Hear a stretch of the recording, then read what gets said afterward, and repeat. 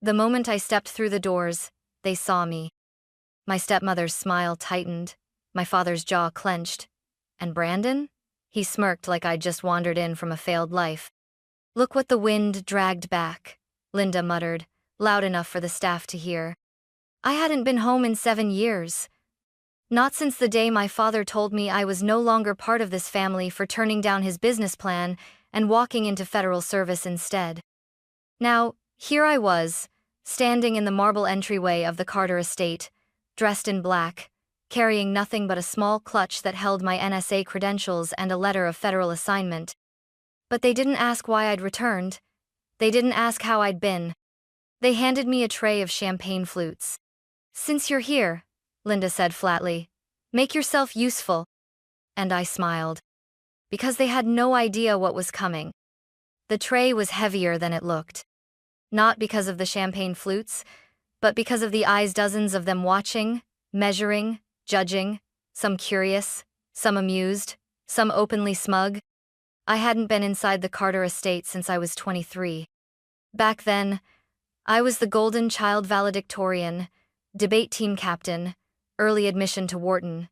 Back then, they called me brilliant. That ended the day I told my father I was turning down his carefully laid out MBA pipeline to accept a classified position in federal cyber intelligence. The silence was instant. The shame, unforgiving. By nightfall, I was packing my bags.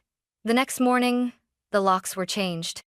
So yes, holding a tray tonight was poetic. "Keep your shoulders back," Linda whispered as she brushed past me.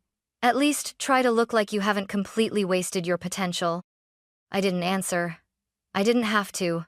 I had nothing to prove to her anymore. The guests filtered in slowly, men in crisp suits with navy and maroon ties, women in sequin gowns that cost more than my first clearance badge. They all mingled under the chandelier, sipping wine and marveling at the scale model of Carter Tech's upcoming joint defense project displayed in the center of the grand hall. Brandon stood near it, charming as ever. 30, handsome in the least interesting way, born with every door wide open. He had followed the script perfectly: business school, Carter Tech internship, fast-tracked promotions under Dad's watchful eye. Tonight, he was being introduced to investors as the future of the company. As if that future didn't depend on a contract I had the authority to kill. "Excuse me, miss." A man in a tux waved his empty glass at me like I was a vending machine. I took it, replaced it silently, and smiled. He didn't recognize me. Most didn't. But the ones who did, the family friends, the former colleagues, the country club crowd, they didn't offer hugs or welcomes. They offered whispered gossip. "She joined the government or something, right? I heard she flunked out of grad school." "No, I think she went off-grid. Conspiracy types, you know?" I passed by the dining room, where a trio of aunts were already discussing my outfit. "At least she's dressed modestly," one murmured. "She always was the serious one," another said, as if that were a sin. Poor Charles. So much potential just wasted. I let it all roll off me. Because I wasn't here for them.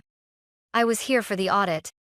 The Carter Tech Blackstone Global Partnership was one of the largest active cyber defense contracts currently pending final authorization.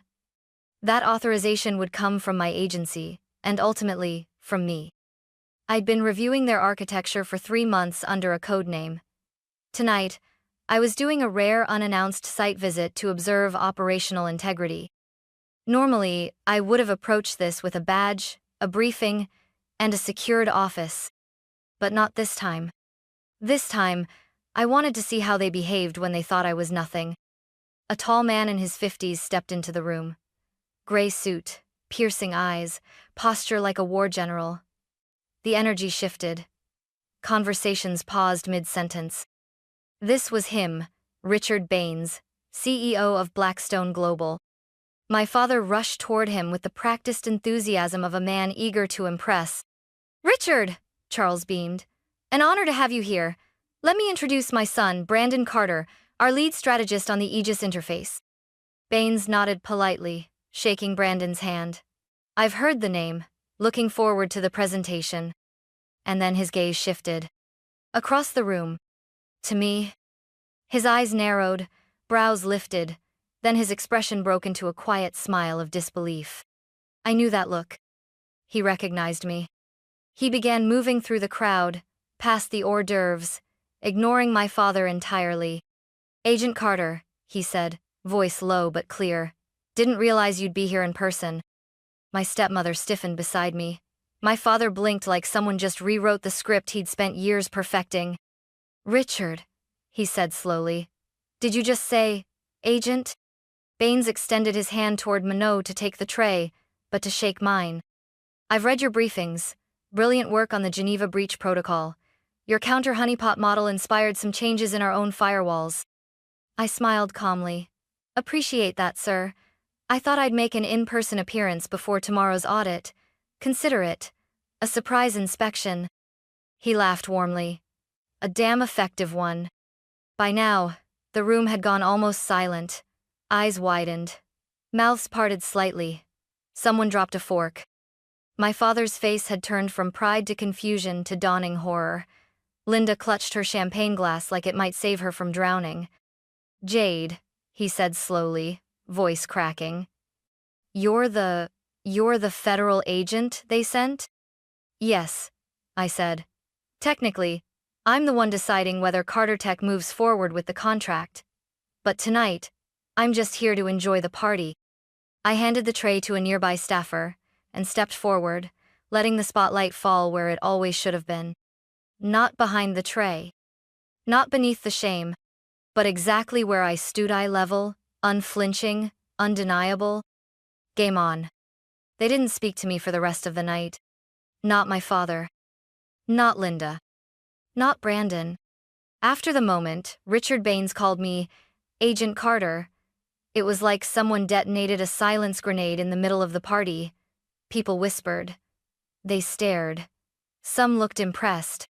Others looked downright uncomfortable, like they were suddenly afraid to say the wrong thing in front of me. I didn't mind. Fear, I'd learned, was often a more useful reaction than approval.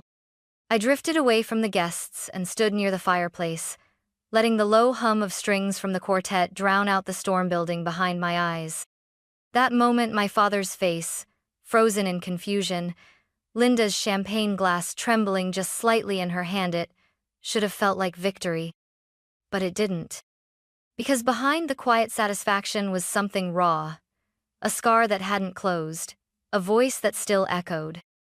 If you walk away from this, Jade, you're no longer my daughter. I was 23.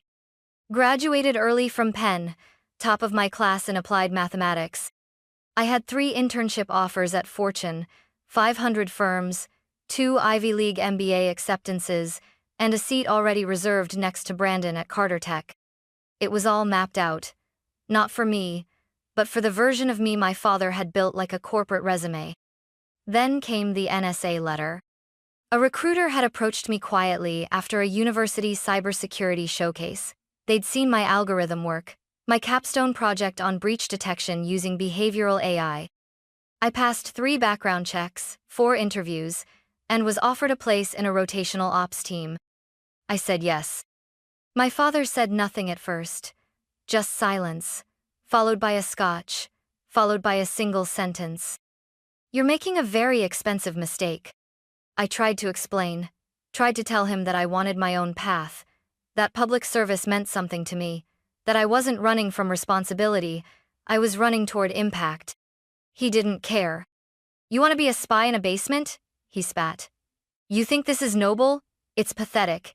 It's for people who can't handle the real world. Linda piled on, like she always did. She's just doing this for attention. Maybe if we hadn't praised Brandon so much, she wouldn't need to sabotage her life. They argued for hours. Then came the ultimatum. You want to work for shadow people? Then be one. Get out of this house, Jade, and don't come back.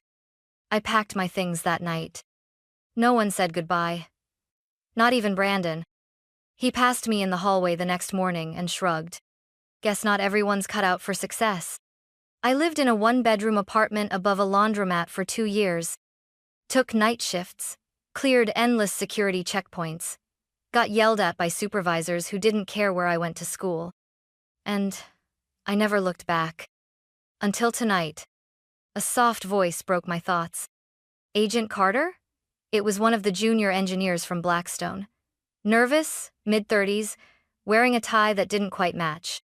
I just wanted to say, your paper on adaptive intrusion monitoring? It changed the way we handle threat trees. I blinked, then smiled. I'm glad. Thanks. He left quickly, like speaking to me was something he had to gather courage for. I appreciated the gesture more than I let on. Just then, Brandon appeared. I could smell the cologne before I saw the contempt.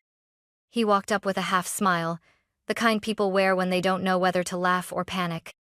So, he said, you're the one holding our future in her hands. I didn't answer. I just raised an eyebrow. Funny, he continued. For someone who was so desperate to not be part of this family, you seem awfully comfortable being the one who might bring it down. There's a difference between destruction and accountability, I said calmly. Oh, please, he scoffed. This is personal. You've always had something to prove. No, I said. I've just always refused to prove it to the wrong people. His face twitched. I worked my ass off for this company, he snapped. Dad didn't just hand it to me. I didn't bother reminding him of the 5-figure allowance, the tailored internships, the hand-delivered board seats. I didn't have to. I hope you did work hard, I said simply, because starting tomorrow, I'm going to audit every line of code you signed off on. He looked at me like I'd slapped him. This contract, I continued, deals with national infrastructure, defense encryption, homeland systems. It's not a family project, Brandon. It's not a playground. If I find even one intentional vulnerability, the deal's off, and you'll be lucky to be left with your name on the door. He took a step back. I see. So this is revenge. No, I said softly. This is responsibility. Something you've never had to carry until now. I walked past him and didn't look back. The music had stopped. The guests were leaving. Somewhere behind me, my father was still frozen in the same conversation loop, trying to explain how his daughter's failure was now the woman holding the keys to his company's future. Tomorrow, I'd walk into Carter Tech not as the forgotten daughter, not as a traitor to the family brand, but as the agent of truth they never saw coming. And I wouldn't be carrying a tray this time. I arrived at Carter Tech at 7:48 the next morning. No grand entrance, no military convoy, just a federal vehicle with blackout windows, my NSA laptop bag, and a quiet ID scan at the front gate. The guard recognized my clearance and stood up straighter. Good morning, Agent Carter. Just Jade, I replied. Let's keep it simple. The building was sleek glass walls, minimalist steel, a tasteful blend of arrogance and funding. I hadn't set foot in this place since I was a teenager, back when my father would bring me in to observe real leadership, back when I still believed I'd inherit all this one day. The receptionist stared when I walked in. Word had clearly spread. I'm here to begin the pre-audit review, I said. Show me to the systems access floor, and I'll take it from there. Do you want someone from the executive team to brief you? She stammered. I smiled. They'll catch up eventually. The elevator chimed softly as I arrived on floor 12. Systems security, infrastructure.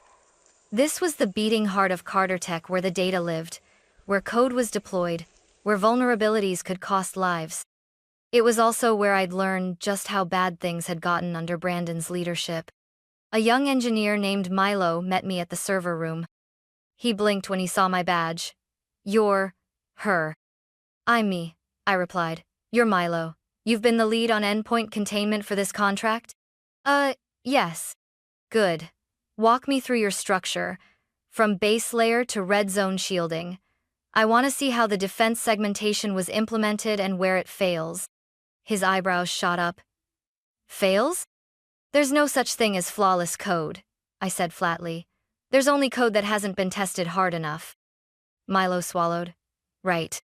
We entered the mainframe control center, and he started walking me through the environment, the central nodes, firewall clusters, internal routing protocols. His explanations were competent but not confident. A few times, I asked about redirect sequences, and he hesitated. You didn't build this from scratch, did you? I asked. No, he admitted. Most of it was pre-approved from the executive level. Brandon wanted it deployed fast, to match the partnership timeline. I blinked. He fast-tracked the encryption layers without final round security testing? Milo grimaced. I wasn't supposed to say that. I took a deep breath. So there it was. Corner cutting. The kind that looks efficient to investors, but dangerous to national security. How many people on this floor have full knowledge of the Red Zone's real-time signature behaviors? I asked. Milo frowned. Just me and Priya, but she transferred last week. I jotted the names down. Send me all the code commit logs for the last 4 weeks, and I want access to the sandbox logs. Yes, Agent. And one more thing. Milo lock Brandon Carter's admin access credentials as of now. I'll clear it later if needed. He blinked again. You want me to block the CEO? I turned to face him fully. I want you to follow Federal Security Compliance Protocol, which means no exec-level override access during active government audit periods. His eyes widened. Yes, ma'am. By 10/12, I'd already flagged 3 major vulnerabilities. Unsecured API routes connected directly to the core, without event throttling.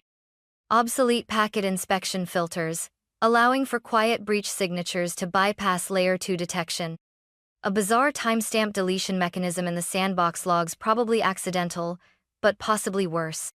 Each one was enough to raise red flags at the Pentagon level. All 3 combined? Potential grounds for suspension of contract. I sat down at a terminal, logged into the audit interface, and opened a private report folder labeled CT-AEGS, Liaison Review, Level Omega. That's where my real work would begin. An hour later, the door to the security floor hissed open. I didn't have to turn to know who it was. Brandon. His voice carried that same forced calm as last night, like he was trying to sound in control, but couldn't shake the feeling he'd already lost it. Well, you've made yourself comfortable. I didn't stop typing. You made it easy. You locked me out of my own system. I followed federal audit protocol. You would have known that if you read the compliance terms you signed. He walked closer. You're not really going to tank this deal over a few bugs, are you? I turned. Brandon, this isn't about bugs. This is about an infrastructure that, under your direction, was launched prematurely, without red team penetration, and with full client access overlays still active in test mode. You handed a loaded weapon to a defense client and hoped they wouldn't pull the trigger. His face paled. That's dramatic. No, I said. That's forensic. He tried to regroup. Okay, look, I made aggressive calls. That's how innovation works. You said it yourself, no system is flawless. So audit it, fix it, but don't bury us. I stared at him. And for a moment, I saw it. The panic underneath the charm. The fear that maybe he really wasn't built for this. That maybe Daddy's plan had gone too far. I don't want to bury Carter Tech, I said quietly. But I won't let it bury a national defense system either. This isn't your internship, Brandon. This is real. He said nothing, just turned and left. And I went back to work. Because unlike them, I wasn't here to save face. I was here to save something far more important. The conference room at Carter Tech was all glass, steel, and ego. Long mahogany table, 12 leather chairs on each side, a full-length wall screen ready for Brandon's big pitch, bottled water lined up like little soldiers, everything polished, everything prepared, everything perfect. Except the code. I sat at the far end of the table, government seat, neutral badge, black blazer, no logo. No one offered me coffee. No one asked if I needed anything. They all knew who I was now, but didn't know what I would do. I liked that. The uncertainty was leverage. Brandon entered 15 minutes late, flanked by 2 assistants who looked like they'd rather be anywhere else. He gave me a tight smile, then scanned the room like he owned it. The confidence was still there, but it was nervous now, hollow around the edges. My father came in behind him. Charles Carter. Suit immaculate. Posture perfect. Expression unreadable. He hadn't said a word to me since last night. He didn't need to. The tension said it all. You came back to humiliate us. No. I came back to protect something bigger than you. But if humiliation came as a side effect, so be it. The final attendee stepped in. Richard Baines, CEO of Blackstone Global. The room shifted as soon as he entered. Everyone straightened.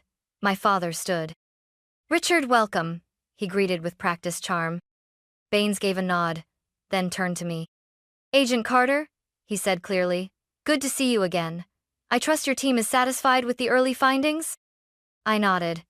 We've begun our review. I'll present a preliminary security brief after Brandon's demonstration. My father blinked, barely hiding his confusion. You're speaking in this meeting? Baines raised an eyebrow. She's the lead liaison, Charles. She has full audit authority. You were notified of that, weren't you? Yes. I just didn't realize she'd be. He trailed off, but the room heard everything he didn't say. Didn't realize she'd be someone. The meeting began. Brandon launched into his pitch with all the energy of a man pretending not to be cornered. Slides flashed across the screen, charts, forecasts, interface mock-ups. He spoke about innovation, market impact, defense potential. I listened carefully, even took notes. But I also watched how his voice trembled ever so slightly every time I raised my pen. Watched my father glance at me from across the table, like I might pull the pin from a grenade. I waited until Brandon finished his final slide. And with these updates, he said, Carter Tech is ready to fully deploy Phase 1 of the Aegis interface in conjunction with Blackstone's existing encryption architecture. Polite applause followed, the kind people give before the real show begins. Then Baines turned to me. Agent Carter, your thoughts? I stood, plugged in my laptop. The screen shifted from Brandon's sleek visuals to a stark black background with a government seal. No music, no animation. Just facts. Over the past 48 hours, I began, my team and I conducted a Level Omega protocol review of Carter Tech's back-end infrastructure. We examined firewall integrity, endpoint security, sandbox behavior, and protocol continuity under duress simulations. A pause. In that time, we found 3 red vulnerabilities. Any one of them would have disqualified this partnership under federal contract law. All 3 combined suggest a failure in executive oversight and deployment timing. The silence was instant. Even the projector seemed to go quieter. My father's knuckles whitened on the table. Brandon's jaw clenched. I clicked the remote. Slide 1. Unthrottled access pipeline breach time, 14.3 seconds. Slide 2. Obsolete inspection layer failure rate, 61%. Slide 3. Sandbox log, wipe inconsistency forensic traceability, 0. These flaws, I said calmly, could allow a mid-level adversary to infiltrate national defense protocols through your system. It wouldn't even take a nation-state actor. A college hacker with enough persistence could compromise live defense data feeds. Baines looked grim. One of his VPs swore under his breath. Brandon tried to speak. These are temporary bugs.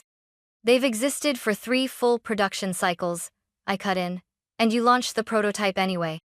My voice didn't rise. I didn't have to shout. The data spoke louder than anything. My father cleared his throat. Agent Carter, surely. Ms. Carter, I corrected, is fine. He froze. I clicked again. Next slide. Access logs, Brandon Carter. Override on safety protocols. Timestamped. The room went still. Brandon's face drained of color. 2 didn't disable safety. I expedited integration. Without penetration clearance, I said. You greenlit an unstable interface for use in a military-adjacent system. That's not innovation, that's negligence. I turned to Baines. Given the findings, we're recommending conditional freeze of integration until Carter Tech restructures oversight and completes third-party validation. Brandon stood. You're tanking my career. I faced him fully. You're lucky you still have one. Baines finally spoke. I support the freeze. My father shot up. Richard, surely we can talk about this. He raised a hand. This isn't a negotiation, Charles. She's right.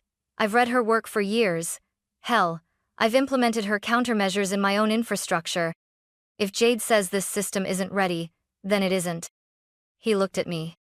Your recommendation stands, Agent Carter. We'll await your final report. I nodded. The meeting adjourned. Chairs scraped. Executives scattered. The only people left in the room were me, Brandon, and my father. Charles looked at me like he was seeing me for the first time. Not as a disappointment. Not as a lost cause. But as something he never saw coming. You're this powerful? I didn't smile. I didn't come back to be powerful, Dad. I came back to protect what matters, even if that means protecting it from you. And then I walked out. I found the study exactly where I remembered it. Second floor, left hallway, the door with the brass lion handle. As a child, I used to believe that handle guarded secrets. Now I knew it merely guarded silence. The kind that festers over years and pretends to be peace. I didn't knock. My father looked up from the leather armchair. Linda was seated across from him, legs crossed, her wine glass dangerously tilted even though it was barely noon. Brandon wasn't there, which was exactly how I wanted it. Close the door, my father said. I did. For a moment, none of us spoke. Just the tick of the grandfather clock, like a countdown. Then he finally broke the silence. You embarrassed me, Jade. No, I replied. You embarrassed yourself. I just turned the lights on. Linda scoffed, swirling her wine. You think this is justice? Humiliating your own brother? After everything we gave you? I laughed quietly. The kind that comes from old scars, not amusement. You gave me conditions, not love. There's a difference. My father stood. His voice didn't rise, but it sharpened. You were the one who walked away. No, I said. I was the one you pushed out, because I wouldn't follow your blueprint, because I didn't want to be a puppet at Carter Tech or Brandon's understudy. You think that gives you the right to come back and act like judge and executioner? I walked slowly to the desk, placed both palms flat on the mahogany. I didn't come to punish, I said. But I also didn't come to apologize for becoming someone you didn't expect. Linda stood now too. You were always dramatic, always had to prove how special you were. You just couldn't be normal. Normal, I echoed. You mean obedient? She stepped closer. You think you're better than us now? Because some CEO praised your little intelligence project? I turned to her fully. You mean the National Encryption Directive I wrote that protected U.S. infrastructure during the Atlantic breach? That project? She blinked. Her mouth opened, then closed. My father sat back down slowly. I never hated your intelligence, he said, almost quiet. I just hated how you used it to drift away. That stopped me for just a breath. Then I answered, softer. I didn't drift. You pushed. Every time I asked to pursue something outside the family brand, you shut it down. Every time I showed I was more than just a Carter Tech cog, you made it clear I was inconvenient. He didn't deny it. I never wanted to leave this family, I added, but I wasn't going to shrink just to fit back into your picture. He looked down at his hands. Brandon wasn't ready, and now the world knows. Then maybe the world deserved to know. Linda scoffed again, but she didn't speak this time. Her silence was more brittle than her words. I turned toward the door, then paused. There's something else. My father looked up again. I'm recommending you replace Brandon as project lead. Not with me, I'm not staying, but with someone who earned it. His brow furrowed. You want us to demote your brother? I want you to protect your legacy, because right now, it's hanging by a thread. His voice was tired when he spoke next. And what about you? What do you want? I looked back one last time. I wanted a father who believed in who I was, not who he planned. Then I walked away. The sun was slipping behind the Carter Tech building when I stepped outside. The lot was nearly empty, save for a few lingering executives and black sedans. The wind was cold, clean. It reminded me I'd been breathing stale air inside that family too long. I reached my car, then heard footsteps behind me. Brandon. No jacket, just a white dress shirt, sleeves rolled to the elbows like he was trying to look calm, but his eyes betrayed him. Running back to DC already? He asked, arms crossed. I'm not running anywhere, I said, unlocking the door. But I'm done here. He leaned against the adjacent car, not looking at me. So that's it? You blow it all up? And walk away like some savior? No, I said. I walk away like someone who did her job. He didn't answer immediately. When he did, his voice was lower. You really think I never tried? That caught me off guard. Tried? To live up to him, to be what he wanted. You think he handed me this place on a silver platter? He let out a bitter laugh. No, he handed me a blueprint I couldn't change. Every mistake I made was compared to you even after you were gone. I frowned. That's not what it looked like. Of course not. You were out there saving the world. I was in here trying not to break it. I leaned against my own car now, folding my arms. So why didn't you say something? Because if I said I wasn't ready, he'd see me as weak. And if I admitted you were better, he'd cut me out. And instead, you let the company nearly walk into federal suspension? He winced. I didn't see how bad it got, he said. Until you showed up. I thought I had it under control. I thought, maybe if I pulled it off, he'd finally stop talking about you like some lost myth. That stung more than I expected. You were never supposed to compete with me, Brandon, I said, softer now. We weren't supposed to be pitted against each other. He looked at me then fully. For the first time in years, maybe. You really loved this place too, didn't you? I did, I said. Before they made me choose between it and myself. Silence again. Then he asked, Are you going to report me for the override? I shook my head. The report already includes it. But I didn't call for criminal referral, just replacement and oversight. He looked surprised, maybe even relieved. I'm not here to destroy you, I added, but I won't protect your shortcuts either. He nodded slowly. Then maybe it's time I stopped taking them. I opened my car door. Don't waste the second chance, Brandon, I said. You won't get another one. He didn't follow me, didn't beg or argue. Just stood there, arms crossed, watching me go. And for once, he looked like a man who'd finally stopped pretending. The flight back to DC was short, but the silence felt longer. I didn't replay the confrontation with my father. Or the meeting. Or even Brandon's eyes in the parking lot. I kept thinking about one thing. How close I came to becoming just like them. The power. The pride. The silence. I closed my eyes, but before I could drift, my phone vibrated. A message. Richard Baines would like to meet privately. 5 p.m., M Street office, confidential. By 4:55 p.m., I was seated in a glass-walled executive suite overlooking the Potomac. Richard Baines sat across from me, jacket off, tie loosened, the kind of posture that said, This isn't about business anymore. Thank you for coming, he said, pouring tea instead of coffee. I noticed. It was intentional. You said confidential, I replied. He smiled. Always, but especially for you. I raised an eyebrow. He leaned forward slightly. Let me ask you something, Jade. Do you remember your first publication? The paper on decentralized response firewalls? I blinked. I wrote that in grad school. Before I was even cleared. I read it, he said. Twice. Do you know why? I shook my head. Because it wasn't written to impress. It was written to protect. He sipped his tea, then continued. Even back then, I could see something most people missed. You weren't trying to be the smartest in the room. You were trying to be the one who kept the room safe, even if no one thanked you. I said nothing. He went on, quieter now. Your father is a brilliant strategist. Your brother is an ambitious one. But you... He paused. You're a guardian. You don't make noise for recognition. You make impact for results. That's why I requested your assignment. I looked up, surprised. You pulled my name?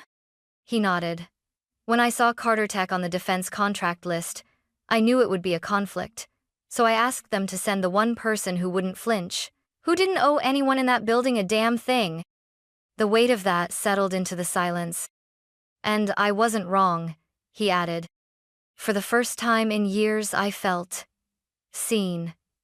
Not as a daughter, not as a rival, not as an agent with a badge and a mandate, but as Jade, the woman I became when no one was watching. So what happens now? I asked. He shrugged. You file your final report. Someone else will implement your recommendations. Brandon will either rise or fall by what he chooses next. And my family? That's not my jurisdiction, he said. But I'll tell you this. They know now, even if they don't admit it. I exhaled slowly. Not satisfaction. Not closure. Just air I'd been holding since I was 21. He stood, offering his hand. I shook it. As I turned to go, he said one last thing. You didn't come back for revenge. That's why it worked. And in that moment, I understood. Power wasn't showing them who I'd become. It was becoming her even when no one believed I could. I unpacked slowly. Not because I had a lot, 2 suitcases and a laptop bag, but because I wasn't in a hurry anymore. The studio apartment wasn't much, just enough. One living space, a worn blue couch, shelves filled with books I'd carried across state lines, and a little balcony that overlooked a quiet stretch of Georgetown rooftops. I set down my mug of chamomile tea and walked to the window. The city lights twinkled below, but they didn't demand attention the way the Carter estate had. These lights whispered. They shimmered without screaming. They reminded me that not everything valuable has to shine the loudest.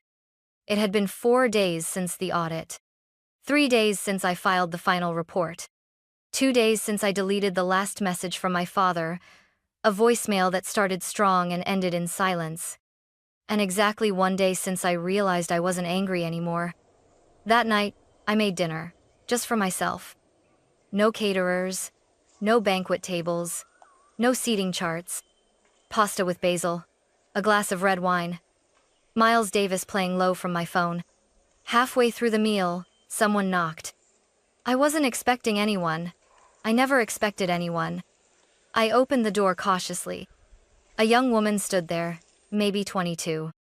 Dark-rimmed glasses, a government ID around her neck, and a manila folder clutched to her chest like it was her security blanket. Agent Carter? She asked. I smiled. Technically, yes, but it's just Jade here. She flushed. Sorry. I'm from the DC Cybersecurity Fellowship. I was told to deliver this to you personally. I took the folder. It had my name on it. Inside, a formal letter of invitation.